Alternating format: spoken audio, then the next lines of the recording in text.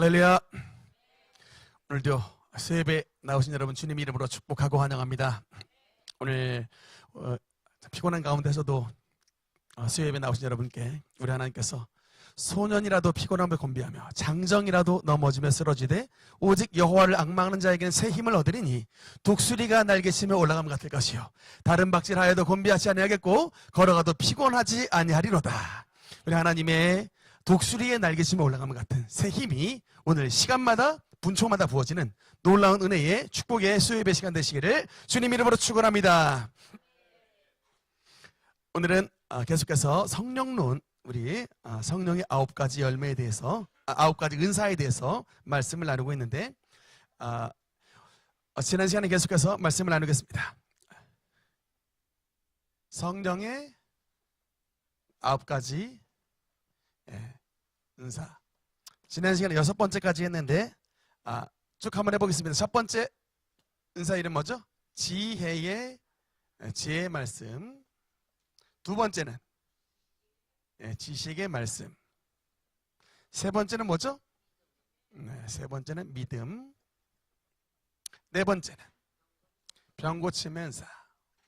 다섯 번째는 능력 행함.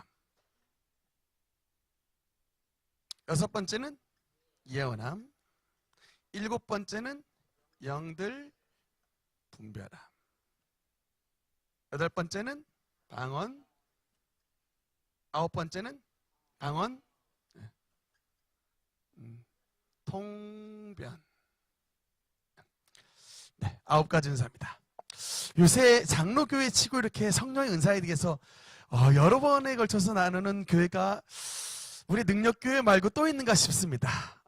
여러분 이게 왜 제가 또 특히 이렇게 성령 은사에 대해서 말씀을 많이 나누냐면 우리 하나님께서 우리 교회를 2007년도에 설립하셨을 때 우리 교회에게 주셨던 큰 사명 중에 하나가 뭐냐면 바로 성령운동이라는 거예요. 성령운동은 우리 사실은 대한민국의 순복음교회에서 성령운동을 하고 또 침례교회에서는 유명한 교회가 연세중앙교회가 성령운동을 하는 교회인데 우리 장로교회에서도 이제 예를 들어 한소망교회 같은 교회도 성령운동을 하는 게 중요한 교회입니다. 통합측에 있는 한소망교회도 류영문 목사님 아주 성령운동 하시는 분인데 우리 그래서 이제 장로교 합동 측에서도 이제 성령운동하는 교회.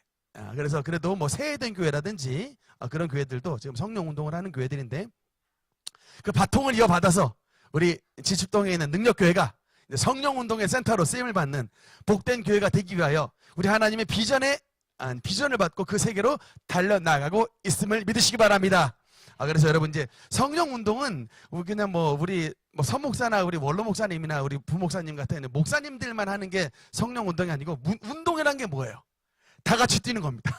우리 모든 성도가 함께 뛰어나가야 운동이 되는 것이 맨날 목사님만 그냥 운동하고 여러분들은 그냥 그런 것 같다 이러시면 안 돼요. 그래서 이제 그런 성령 운동을 하려면 여러분들도 이제 일단 이것에 대해서 굉장히 좀 이게 이게 지혜로서도 체계적으로도 좀 아셔야 되고 아는 것으로 그치는 것이 아니라 이 은사를 여러분께서 받아 누리셔야 되는 것입니다. 아멘. 그래서 여러분께서 이제 아셔야지 받아 누리기 때문에 이제 이것에 대해서 좀 이렇게 체계적으로 좀 여러분께 말씀을 드리고 있는데 오늘은 그 중에서 이제 세 번째 이제 시간입니다. 잠깐만 복습하고 넘어가겠습니다. 지혜의 말씀. 여러분 이것의 뜻이 뭐였죠? 지혜의 말씀은 하나님께서 문제 해결에 하나님의 말씀의 능력으로 문제 해결하는 솔루션의 은사였다. 그 다음에 지식의 말씀은 하나님께서 특별히 가려졌던 것을 감춰졌던 것을 인포메이션을 주시는 정보를 주셔서 알게 깨닫게 하시는 은사였다.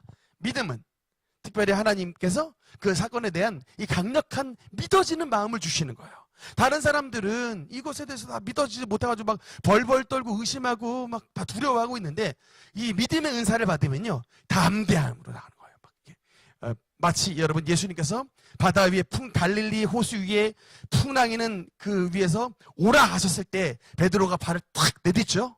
이게 바로 믿음의 은사예요. 다른 제자들은 다 벌벌 떨고 있는데 주님의 12제자 가운데 수제자 베드로는 예수님께서 오라 하셨을 때 발을 담대하게 풍랑이는 바다 위로 내디딜 수 있는 이 은사, 이게 바로 담대함, 믿음의 은사입니다.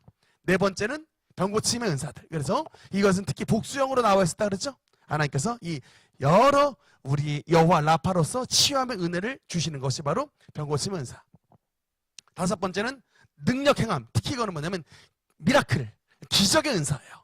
그래서 특히 이 기적의 은사 가운데는 축귀, 이 귀신을 쫓아내는 이런 능력 행함의 은사들. 그래서 이 은사를 받으면요, 특히 안수기도 할 때 아주 이게 귀신들이 막 도망가고 쫓겨나가는, 우리 원로 목사님께서 이런 특히 이제 능력 행함의 은사를 받으셨기 때문에 이게 뭐 여러 간증거리들이 굉장히 많이 있지 않습니까? 그래서 이게 그냥 아무에게, 이게 뭐 그냥 특정한 사람에게만 주시는 게 아니라 하나님께서 이런 특히 사역의 현장에서 선교사님들에게도 이게 많이 주세요. 사역의 현장. 왜냐하면 사역의 현장들이 다 불모지기 때문에, 불모지다라는 뜻은 뭐냐면 영적으로 그 귀신들이 장악을 하고 있는 곳이라는 뜻입니다. 그래서 하나님께서 그런 선교 현장에서 이런 귀신들을 쫓아낼 수 있는 능력들을 그 선교사님들과 함께 사역하시는 분들에게 굉장히 많이 부어주시는 것을 봤습니다. 그래서 능력 행함 은사. 그 다음에 예언함은 이 하나님께서 이 두 가지라고 말씀드렸죠.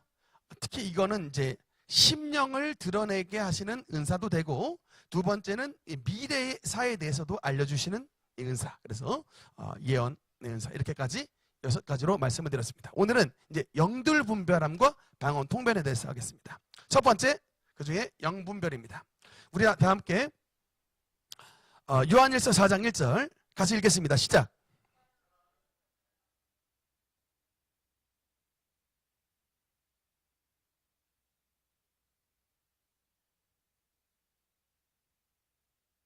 아멘. 따라서 영분별의 은사.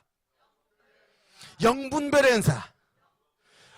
여러분, 이게 영분별의 은사가 또 굉장히 중요한 은사입니다. 왜 그러냐면 이 사탄이라는 놈이, 제가 지난번 사막이라 그랬죠. 사탄, 마귀, 귀신, 이제 사탄이 이제 각각의 좀 이름은 다른데, 이게 사탄은 특히 뭐냐면 이게 대적하다라는 뜻이에요. 이 사탄이라는 단어는 특히 하나님의 일을 방해를 할 때 하나님을 대적하는, 이게 사타나스, 이게 대적하다는 뜻이고요. 마귀라는 것은 뭐냐면 이게 또 분열자라는 뜻이에요. 디아블로스라 해서 사이를 짜게 버리는 것을 마귀라고 합니다. 그러니까 같은 놈인데 하나님을 대적할 때는 사탄이라고 하고, 인간 사이를 짜게 놓을 때는 마귀라고 합니다. 이 역할이 달라요. 이 귀신은 이게 이제 다이모니온이라고 하는데, 이 더러운 이것도 이거 귀신으로 하려면 또 하여튼 또 너무 오래 가서 그냥 하여튼 이 정도까지만 하겠습니다. 이게 귀신은 사탄과 이 귀신의 이 귀신은 이제 그 군사들이에요. 쫄개들. 쫄개. 근데 이 영분별이 왜 필요하냐면, 이 사탄 마귀 귀신이요, 뭘 잘하냐면 이게 변장을 잘해요. 디스가이즈. 이게 가면을 잘 쓰고 나옵니다. 그래서 이 영분별이 왜 필요하냐면, 마귀가 항상 그냥 여러분 사자 모양으로 확 나왔으면 우리가 사자 왔다 그래 다 조심합니다. 근데 양의 탈을 쓰고 온다니까요. 예수님이 마태복음 7장에도 이게 양의 탈을 쓴 일이라라고 말하잖아요.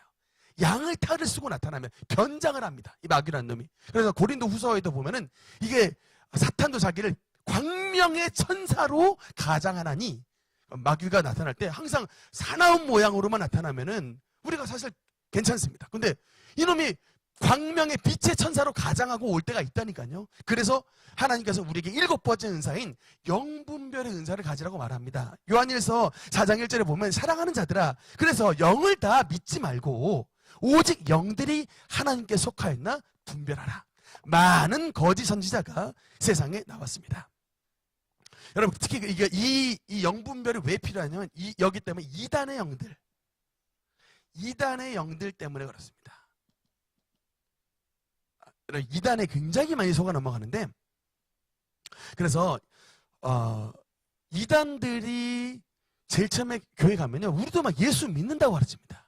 근데 여러분, 이단의 허레스라고 하는데, 한자어로 말하면 이가 뭐냐면 달을 이자예요. 단자가 뭐냐면 끝단자입니다. 다른데 뭐가 다르냐면 끄트머리가 다른 거예요. 여러분, 이단들이 굉장히 분별하기 어렵습니다. 왜냐면 처음에 다 좋게 말해요. 우리도 예수님 믿습니다. 우리도 성경 믿습니다. 제가 예전에 신천지에 갔다 오셨던 우리 어떤 권사님의 제가 강의를 제가 이제 권사님이 강의를 녹음을 해왔어요. 제가 거기 갔더니 저 이단이라고 말했는데 믿지 않는 거예요.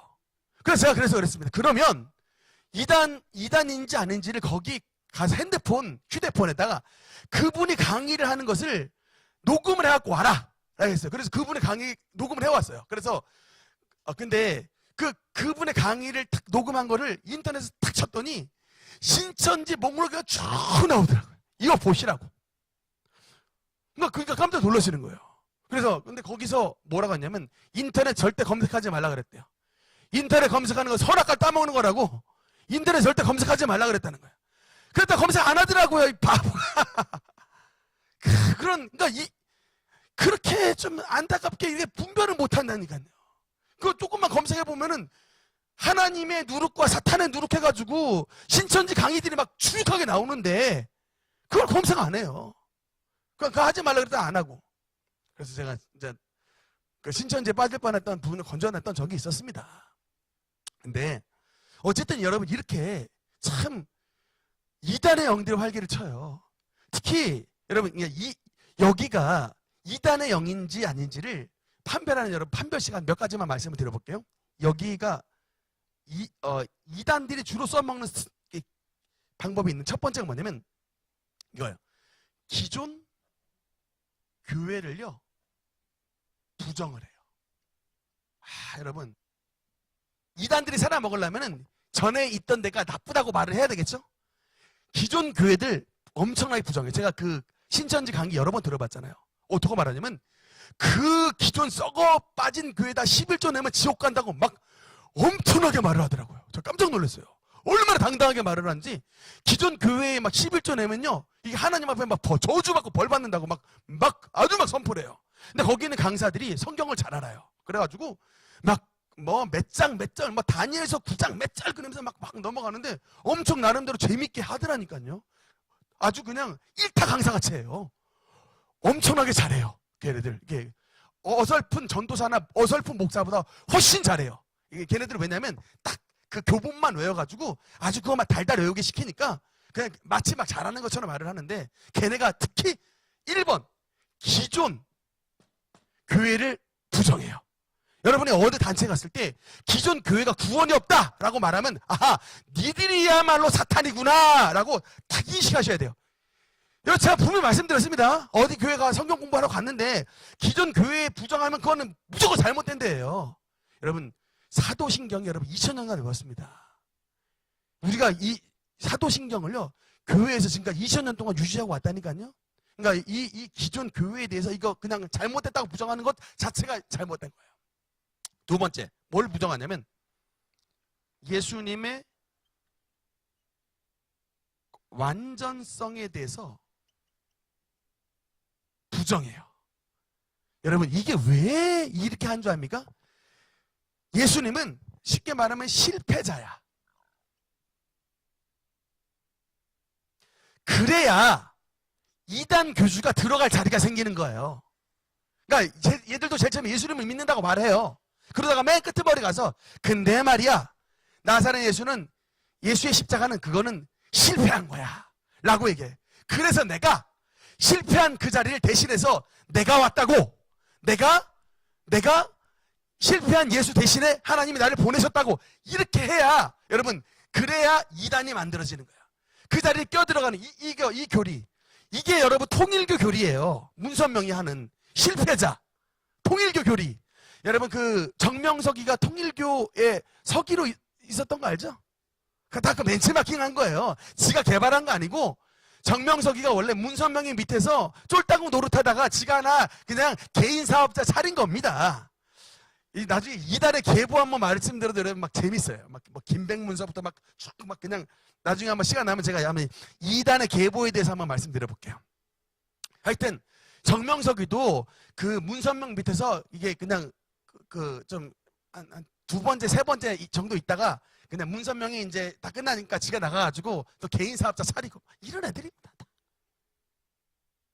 그래서 예수님의 완전성을 부인해요. 그래서 여러분 그 요한일서 4장 2절에 보면은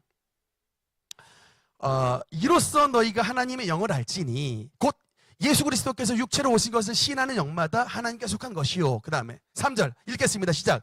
예수를 시인하지 아니하는 영마다.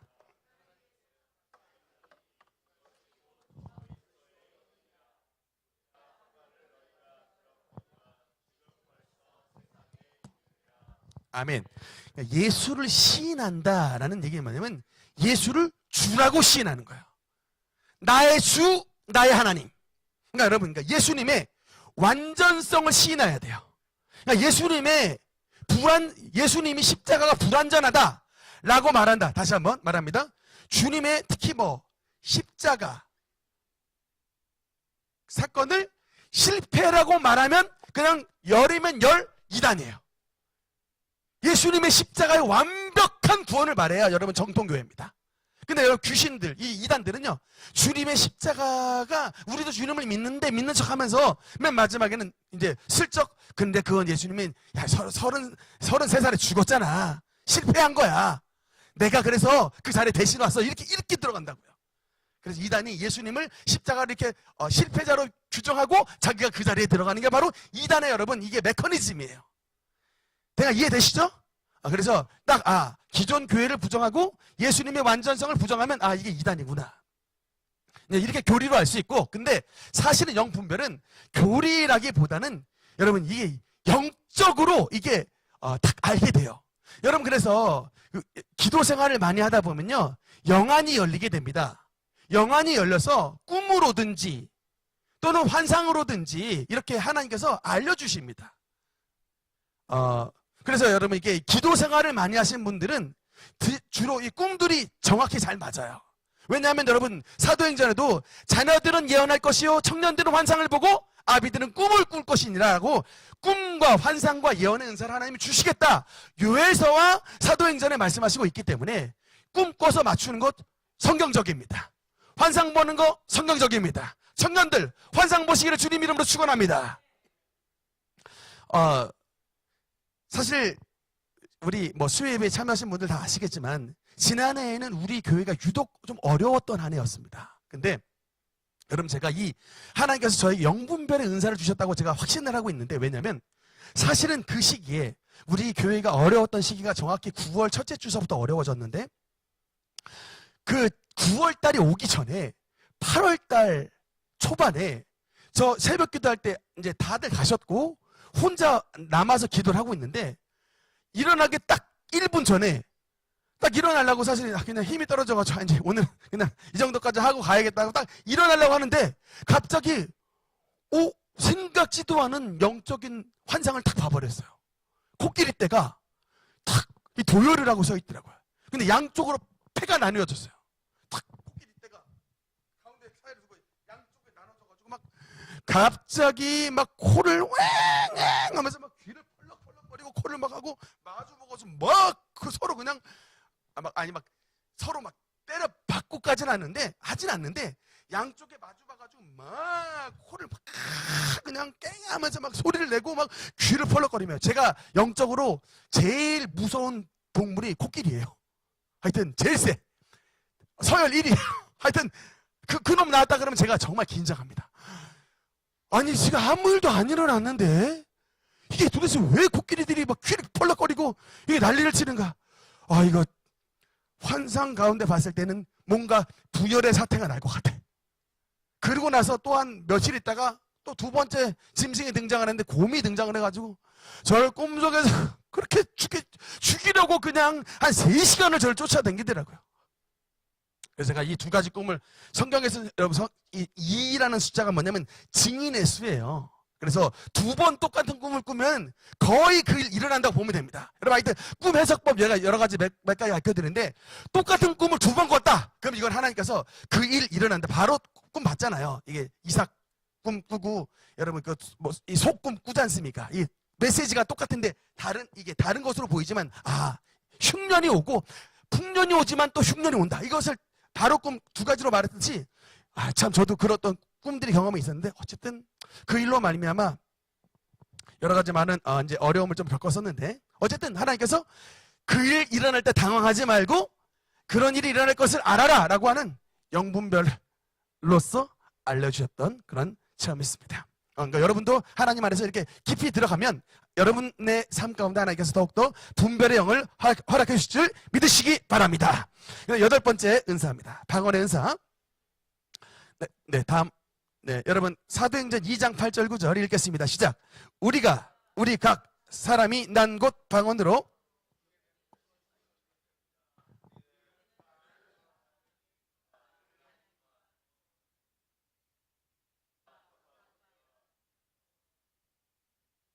네, 여기까지 한번 보겠습니다. 여덟 번째 은사는 방언의 은사입니다. 따라합시다. 방언의 은사. 방언의 은사. 우리 능력교회는 방언 다 받으신 분 다 받으셨죠? 아멘입니까? 아직 방언 못 받으신 분 혹시 계십니까? 하나님께서 우리 능력교회는 하여튼 스페셜한 은사를 주셔가지고 방언의 은사를 주셨는데, 성경에 보면 방언이 두 종류입니다. 이게 첫 번째 뭐냐면 사도행전 2장에 나오는 은사고, 두 번째 은사는 고린도전서 12장과 14장에 나오는 은사입니다. 여러분 이름을 붙여볼게요. 사도행전 2장에 나오는 은사, 방언의 은사를 뭐라고 하냐면, 따라합시다. 표적방언. 표적방언. 예, 그 다음에 사도행전 14장에 나오는 방언을 따라합시다. 은사방언. 은사방언. 예, 이게 둘 다 방언이긴 한데 이게 좀 주셨던 목적이 달라요. 하나는 표적, 하나는 은사. 근데 이 표적방언은 사도행전 2장에 나온 건 방언이 뭐로 나오냐면 외국어로 나와요. 외국어 방언이에요. 여러분 이게 사도행전 2장 8절에 보니까 우리 각 사람이 난 곳 언어로 듣게 되는 것이 어찌 됨이냐. 오순절 날이니까 이런 디아스포라 유대인들이 모였는데 출신들이 나와요. 이거 9절만 있는 게 아니라 막 10절, 11절까지 쭉 나오는데, 우리는 바데인, 메데인, 엘라민, 메소포타미아, 유대, 갑바도기아, 본도 아시아. 여러분 이게 좀 잠깐 지도 보면 이 터키 지역부터 해가지고요. 저기 지금 이라크, 이란, 그러니까 중동 지역에 있는 이 엘라민, 메소포타미아, 이게 다 이제 그 중동 지역, 이란, 이라크 쪽이고요. 그 다음에 갑바도기아, 본도, 이게 지금 터키 쪽입니다. 아나톨리아 반도 쪽에. 그래서 지역이 다 언어가 다르잖아요. 근데 갑자기 성령의 은사 받은 이 120문도가 방언이 말했을 때 그 사람들이 이게 외국어가 그들의 귀에 들리는. 그래서 도대체 이게 각 사람으로 난 거 방언으로 듣게 되는 것이 어찌 됨이냐 라고 하는 굉장히 깜짝 놀랐던 사건이 나타났습니다. 여러분 이게 그래서 표적 방언인데, 이 방언을 주신 이유가 뭘까요? 이게 뭐 때문에? 창세기 사건 때문에 그렇습니다. 창세기 11장에 어떤 사건이 나와요? 바벨탑 사건으로 말미암아 언어가 어떻게 됐습니까? 완전히 흩어버렸어. 하나님이 교만한 인간들, 너희 그냥 바벨탑 쌓지 말고 전 지면으로 흩어져 버려라 하고 주님께서 그냥 형벌로서 다 흩어버려서 언어가 다 분화가 돼버렸습니다. 근데 이 분화된 언어, 이 저주의 언어가 사도행전 2장 오순절 성령 강림 사건으로 말미암아 어떻게 됐어요? 그 언어의 저주가 깨어졌던 것입니다. 그래서 이제 이 하나님께서 놀라운 표적으로, 여러분 제가 갑자기 막 설교하다가 갑자기 영어로 막 그냥 확 말해버려봐요. 그러면 얼마나 놀라겠습니까? 이게 도대체 어떻게 된 거냐? 이렇게 되죠. 주변에 가끔 영어로 방언 받는 사람이 있어요. 있습니다. 실제로 있습니다. 그래서 저도 하나님 방언 주시려면 그냥 영어로 좀 주시면 얼마나 좋았을까 했는데 영어는 아닌 것 같아요. 하나님께서 가끔 이렇게 외국어 방언으로 이렇게 표적의 은사를 주실 때가 있고, 그 다음에 두 번째 이제 은사 방언인데, 여러분 그 고린도전서 12장 14장 2절 같이 읽겠습니다. 시작.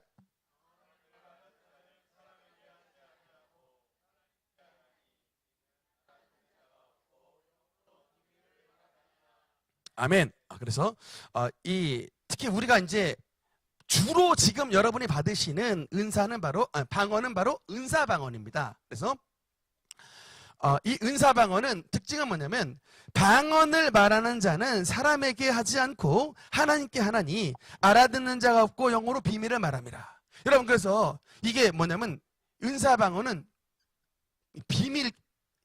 비밀 기도예요.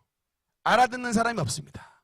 여러분 참 그래서 방언이 너무나도 좋은 게 사실은 우리 어릴 때 가끔 회개 기도할 때 여러분 어떨까요? 내가 하나님 나 이런 잘못했습니다라고 하나님 앞에 컨페스 하는데 이 컨페스 하는 것을 혹시 옆에 사람이 들을까봐 굉장히 좀 노심초사했던 기억 있으시죠? 하나님께는 죄송한데 옆에 사람한테 부끄럽잖아요. 그래서 이 말은 좀 안 들어서 그럼 어떻게 됩니까? 자연히 기도 소리가 작아져죠. 그러려면 희마리가 또 줄어들게 되죠. 없게 되죠. 그래 참 이게 이런 우리 어려움인데 방언의 유익은 뭐냐? 야, 시크릿 프레이어. 아무리 커도 옆에 사람 몰라요. 하나님만 아신다니까요. 너무나도 유익합니다. 그래서 이게 그리고 여러분 5가지로 잠깐만 말씀드릴게요. 방언의 유익. 방언의 유익. 1번 방언의 유익이면 영적인 깊이가 들어가게 됩니다. 그래서 이 고린도전서 14장 2절에 뭐냐면 영으로 비밀을 말한다. 비밀을 말한다는 것은 여러분 깊이 있는 사이가 되는 거예요. 아무에게나 비밀을 말합니까? 여러분 친구도 우리의 비밀을 터놓는 사람은 진짜 깊은 친구에게만 터놉니다. 우리 하나님에게 우리의 깊은 비밀의 방언 기도를 말한다는 것은 하나님과 굉장히 친밀해지는 거예요. 하나님과 영적인 깊이가 깊어지는 것입니다. 여러분과 방언 기도를 하면 할수록 주님과 사이가 굉장히 깊어져요. 그러니까 여러분 그래서 방언은 매우 매우 유익한 여러분 기도의 툴입니다. 무기예요. 굉장히 주님과 깊이 들어가는 이런 교통을 깊게 하고요. 두 번째는 이게 뭐냐면 여러분 고린도전서 14장 4절 읽겠습니다. 시작. 방언을 말하는 자는 자기의 덕을 세우고 예언하는 자는 교회의 덕을 세우나니. 아멘. 두 번째 유익은 뭐냐면 자기의 덕을 세운다. 그러니까 유익하다는 얘기예요. 굉장히 유익하다. 여러분 특히 방언이 개인의 덕을 세운다라는 것이 뭐냐면 이것을 통해서 뭐가 열리냐면 은사의 저는 이것을 은사의 문에 해당된다라고 봐요. 방언. 모든 은사의 게이트예요. 그러니까 여러분 일단 방언 봤죠? 그럼 이 은사의 문이 열리는 거예요. 이 깊이 있는 기도를 통해서 수많은 많은 은사들이 들어오는 것을 체험했습니다. 이 많은 기도를 통해서 일단 기도의 양이 늘어지게 돼요. 여러분 일단 이 기도를 방언의 은사를 받기 전에 기도하려고 그러면 대부분 5분 기도하면 할 말이 떨어져요. 진짜 그렇습니다. 큰맘 먹고 기도해봐요. 진짜 큰맘 먹고 기도해도 30분 한국말로 기도하죠? 삼천리반도 금수강사 다 들고 왔는데 이제 할 말 다 떨어져요. 나중에 막 입이 아파요. 도대체 무슨 말을 더 해야 될지. 근데 여러분 이게 뭐냐면 왜 자기가 덕을 세우냐면 기도의 한계가 돌파해요. 한계를 돌파하게 돼요. 1시간? 여러분 진짜 제가 보통 새벽기도 기도만 1시간 하는데 금방 지나가요.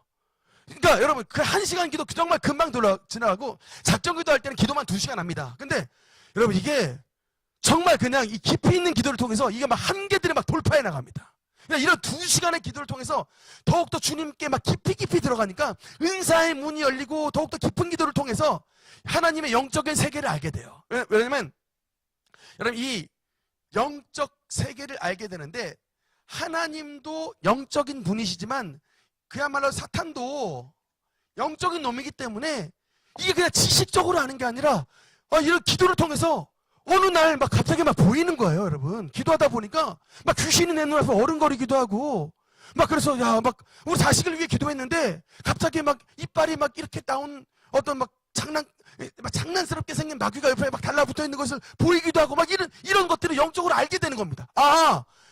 얘가 그냥 성격이 뭔가 이상한 거 아니라 얘에게 이렇게 이빨 뾰족한 놈이 옆에 달라붙어 있구나. 이것을 알게 되는 거예요. 우리 아버지 몸이 그냥 괜히 아프신 게 아니라 병마가 옆에 붙어 있었네. 이런 것을 보고 알게 되기 때문에 굉장히 여러분 이건 자기의 덕을 세우는 것입니다. 보고 아는 것과 그냥 막연하게 아는 것은 너무나도 큰 차이가 있는 건데 이렇게 영적인 깊이 있는 기도를 통해서 이런 문을 통해서 시간의 한계를 돌파하게 되면 정말 영적으로 더욱더 능력 있는 하나님의 사람으로 세워지게 되게 되는 것입니다. 특히 세 번째로는 이게 뭐냐면 표적이 된대요. 아까 말씀드렸지만 여러분 14장 22절에 방언은 믿는 자들을 위하지 않고 믿지 아니하는 자들을 위하는 표적이 된다라고 말합니다. 여러분, 사도행전 2장에 아까 그 사건 나왔는데, 그 오순절 날 베드로가 설교를 했을 때 몇 명이 돌이키게 되죠? 3,000명이 돌이키게 됐는데, 저는 물론 베드로 사도의 설교도 은혜롭지만 이미 그 앞에 하나님이 컨텍스트를 환경을 확 바꿔놓으셨어요. 어떻게 되냐면, 말도 안 되는 갈릴리 어부들 120명이 갑자기 영어를 막, 외국어를 막, 엘라머, 막 메소포타미아, 여러분 갑바도기아, 희한한 언어들을 막 말해버리는 것을 보면서 거기에 있었던 사람들이 입이 떡 벌어진 거예요. 이게 도대체 무슨, 어떻게 된 일이냐? 이런 신기한 일이, 하나님의 성령 받더니 그 물고기 잡던 어부들이 왜 이렇게 똑똑해지고 왜 이렇게 능력 있게 되냐? 야, 이거 진짜 신기한 일이세요라고 앉아 있는 상황에서 베드로가 막 설교를 불같이 해버리니까 3,000명의 사람들이 변화가 됐던 것입니다.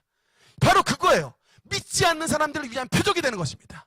이게 방언을 하면, 안 믿는 사람들이 보고, 야, 이게 도대체 참 희한한 일이 벌어졌네. 뭔가 영적인 일이 있다는 것을 방언을 통해서 알려주게 되는 것입니다.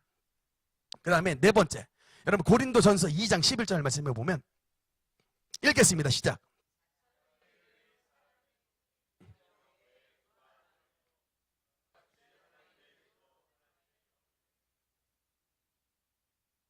아멘.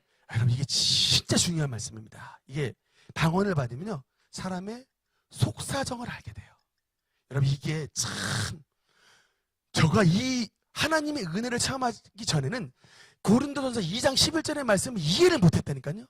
여러분, 이게 대부분 여러분이 평상시에 생각하고 있는 이 생각은요, 혼의 작용이에요. 나의 지식, 나의 감정, 나의 의지, 이 혼이 자기 자신을 담는 그릇이기 때문에 혼의 작용입니다. 근데 여러분, 이 혼은요, 우리 영 속에 있는 나의 깊은 사정을 몰라요. 근데 여러분, 이 영의 깊은 사정을 하나님의 성령께서 들어오시면 내 속에 있는 이런 악한 귀신이 떠나가고, 하나님의 성령께서 들어오심에 따라 내 안에 진짜 깊은 속사정이 뭔지를 영이 알려주시는 것입니다. 우리의 혼은 몰라요. 근데 우리의 영은 내 속에 가장 지금 무엇이 가장 탄식이. 그래서 여러분, 찬송가에 보면 내 영의 깊은 간구 마음의 소원을 성령께서 아신다는 찬송가가 있잖아요. 여러분, 그래서 이 방언을 받게 되면 나의 영 속에 있는 가장 깊은 소원, 가장 중요한 일을 알게 하셔서 그것을 위하여 기도하게 하시는 것입니다. 그래서 로마서 8장에 보면 하나님께서 우리를 위하여 탄식함으로 간구하신다. 그게 바로 우리의 속사정을 알게 하시는 그런 영의 간구인 것입니다. 네, 그 다음에 한 가지 말씀만 더 드리면, 그러면 방언이 중요한지를 아는데, 이건 이제 못 받은 사람들의 좀 참고하는 얘기인데, 방언을 왜 많은 성도들이 못 받을까라는 질문. 네, 여러분 두 가지로 답변하겠습니다. 방언을 못 받는 이유. 방언을 받아야 되는데 못 받는 이유. 첫 번째, 방언을 못 받는 이유가 뭐냐면, 일단 방언에 대한 무지 때문에 그래요. 방언을 옛날부터 굉장히 나쁜 것으로, 부정적인 것으로, 제가 고신교단에 있었을 때 어떤 목사님께서 방언에 대해서 한번 얘기하시는데 굉장히 부정적으로 말했어요. 하여튼 이거는 받지 말아야 되고 나쁜 거다라고 이제 이렇게 얘기를 했던 그런 설교를 들었던 적이 있습니다. 근데 저는 이미 받았던 상태이기 때문에 별로 이게 문제가 없었는데, 만약에 어린 애들이 처음 방언에 대해서 접했을 때 방언은 받지 말아야 된다는 것을 처음 딱 받으면요, 여러분 그게 앵커 효과라는 게 있어요. 앵커 이펙트라고. 이게 어떤 나쁜 게 이에게 닷 앵커 있죠, 닷. 그 효과로 탁 자리가 잡게 되면 걔는 방언이 굉장히 부정적이게 되는 거예요. 그래서 어떤 그보다 더 큰 이펙트로 이것을 깨지기 전까지는 이게 얘에게 앵커가 되는 거예요. 그래서 처음에 이 앵커 이펙트가 굉장히 중요한 겁니다. 나쁘게 말하는 거, 방언에 대해서 나쁘게 처음 받아들이게 되면 이것에 대해서 마음의 문이 안 열려요. 그래서 여러분 그래서 이게 말씀할 때는 말씀을 제대로 받는 사람이 참 중요한데, 어쨌든 무지와 잘못된 부정적인 견해 때문에 못 받는 경우가 1번이고, 두 번째, 반대로 받고 싶으나 못 받는 경우가 있습니다. 그런 경우는 왜 그러냐면, 이게 주로 이런 분들은 첫 번째 뭐냐면, 이게 좀 약간 자기 방식이 수정하려고 하지 않아요.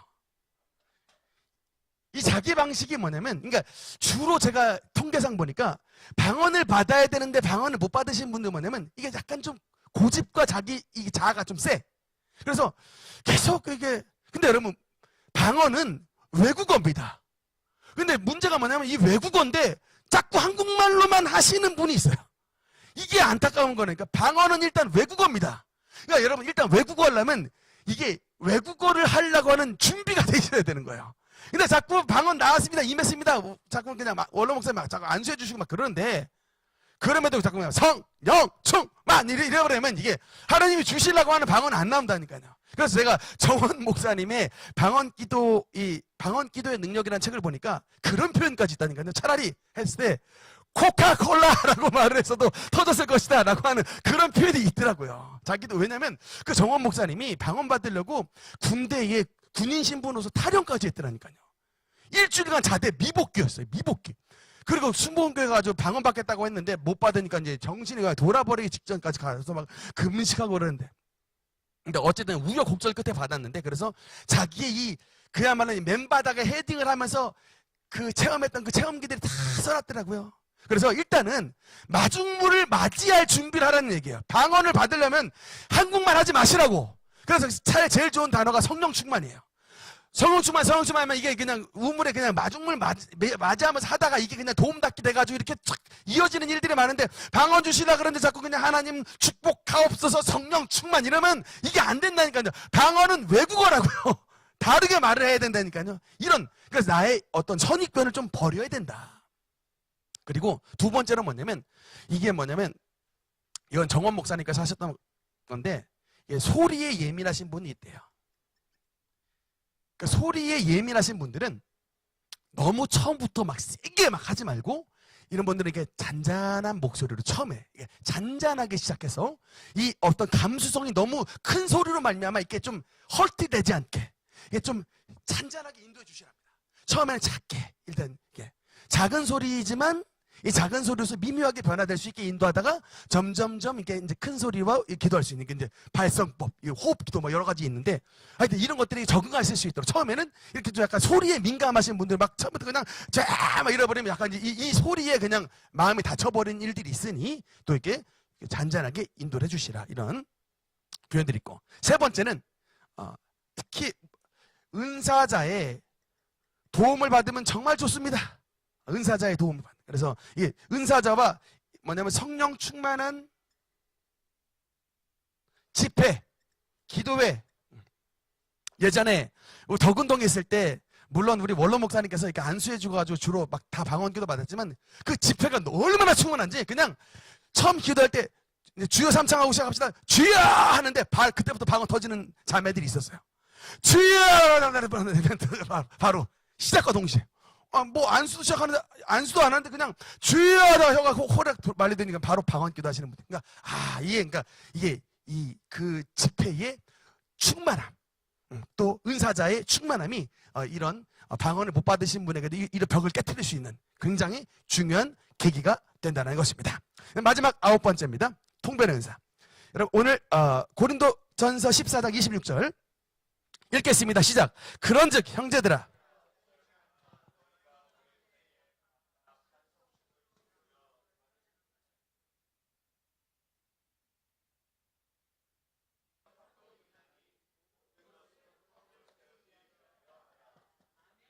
아멘.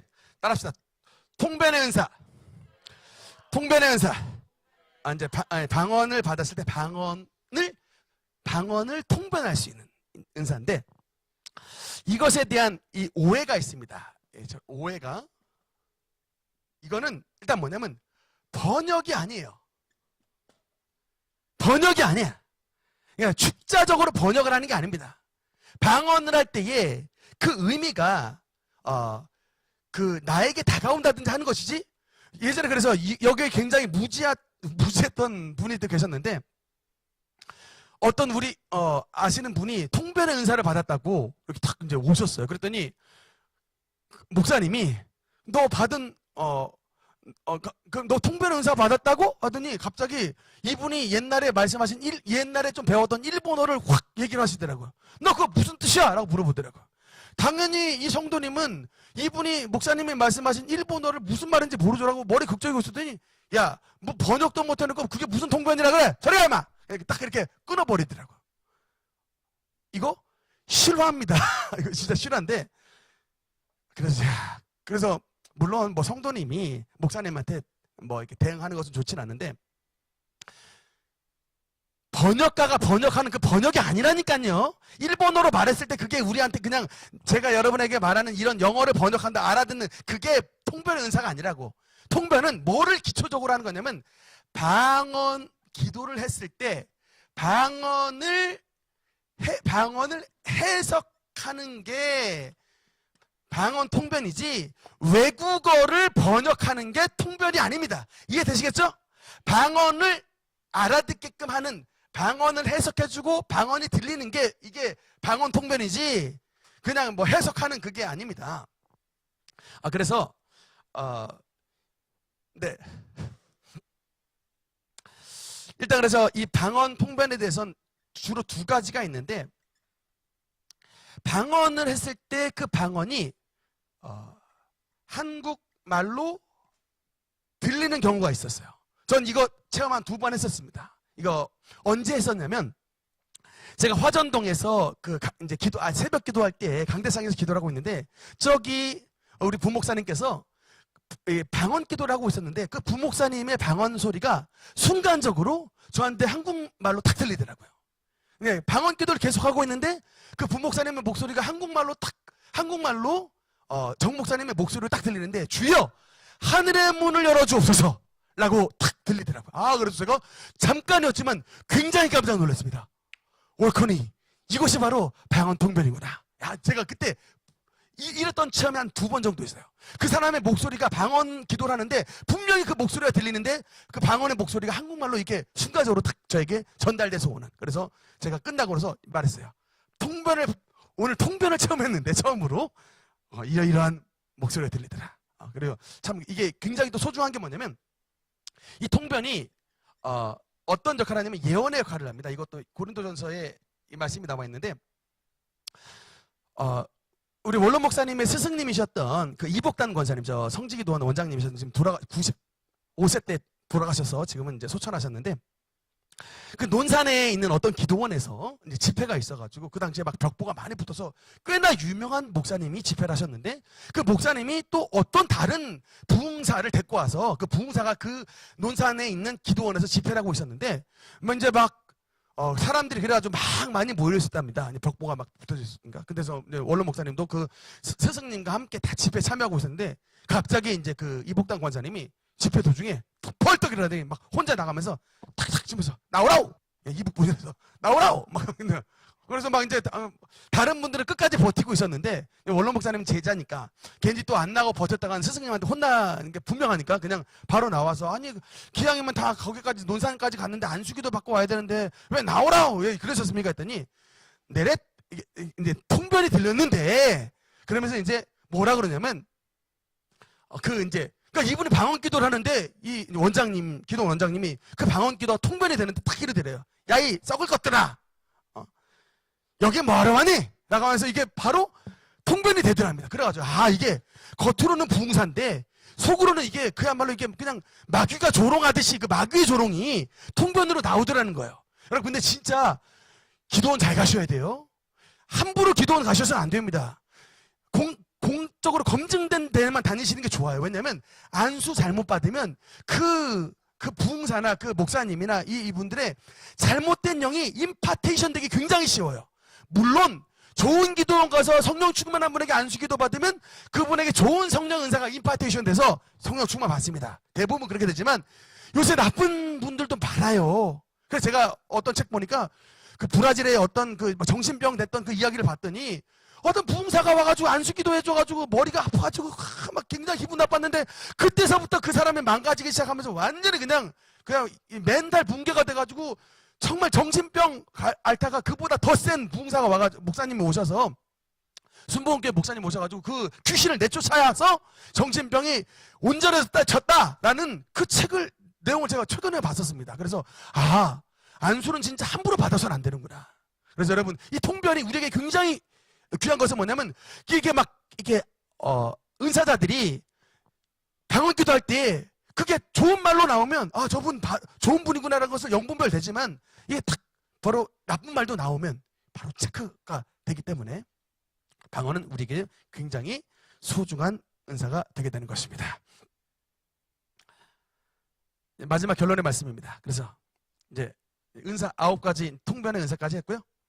그래서 이제 은사의 맨 마지막 5분만 더 하겠습니다. 이제 은사 다 좋은데 여러분, 자동차도 필요하고 칼도 필요하지만 이것을 여러분 자동차 운전 막 하면 사람 사망사고 나죠. 칼이 굉장히 소중한 도구지만 막 쓰면 사람 다칩니다. 은사도 마찬가지. 그래서 성경에서 굉장히 뭐라고 말하냐면 질서 있게 하라라고 하는 이게 은사에 대한 지침이 고린도전서 12장 또 14장에 걸쳐서 다 이걸 말씀을 하고 있는데, 은사의 사용 원리 3가지입니다. 제가 이름을 좀 붙였습니다. 첫 번째 뭐냐면, 따라합시다.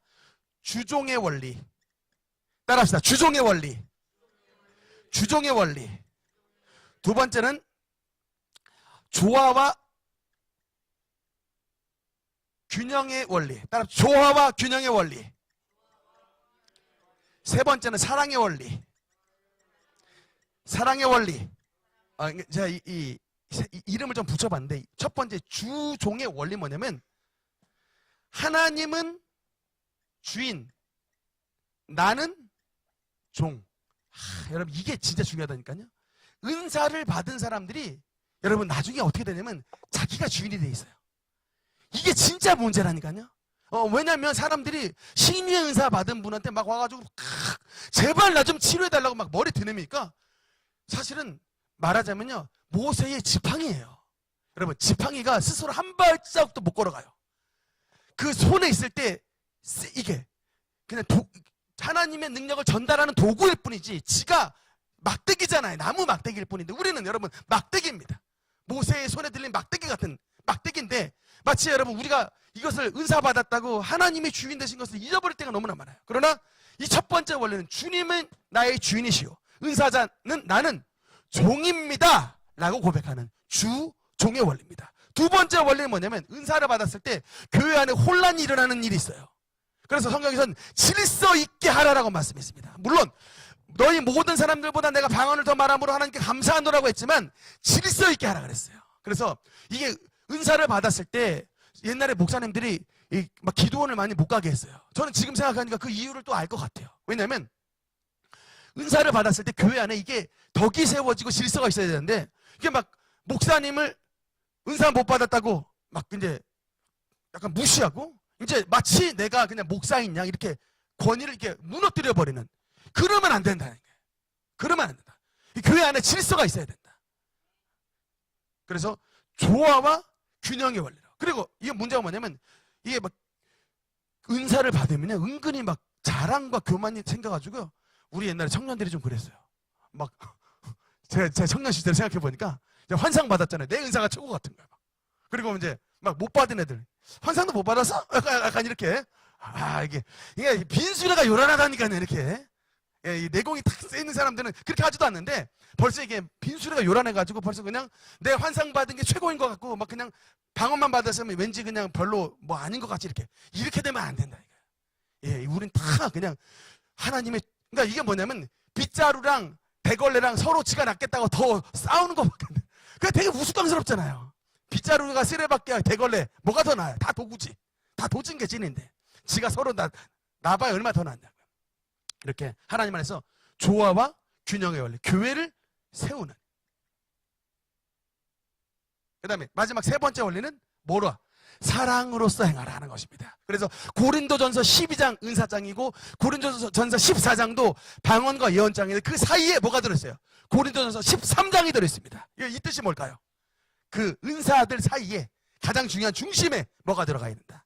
사랑이 들어간다는 얘기예요. 그래서 여러분 유명한 그 고린도전서 13장의 말씀, 그 말씀 있잖아요.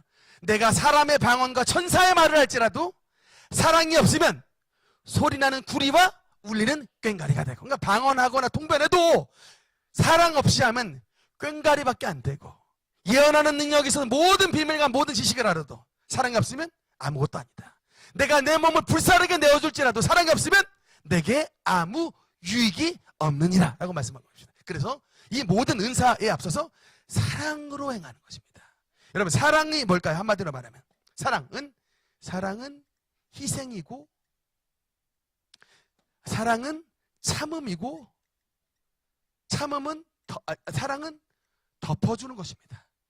사랑은 허다한 허물을 덮느니라. 물론 때로는 하나님께서 이게 막 책망하실 때 있지만 저놈을 망신줘야겠다가 아니라, 그게 아니라 어쨌든 이것을 통해서 저 사람을 세우기 위한 하나의 방편으로서 때로는 책망도 하지만 그 모든 궁극적인 목적은 그 사랑은 허다한 허물을 덮고 오래 그 사람을 참아주고 그 사람의 연약함을 내가 대신 세우기 위해서 희생하는 사랑의 원리가 여러분 은사의 원리인 것을 기억해 주시기 바랍니다.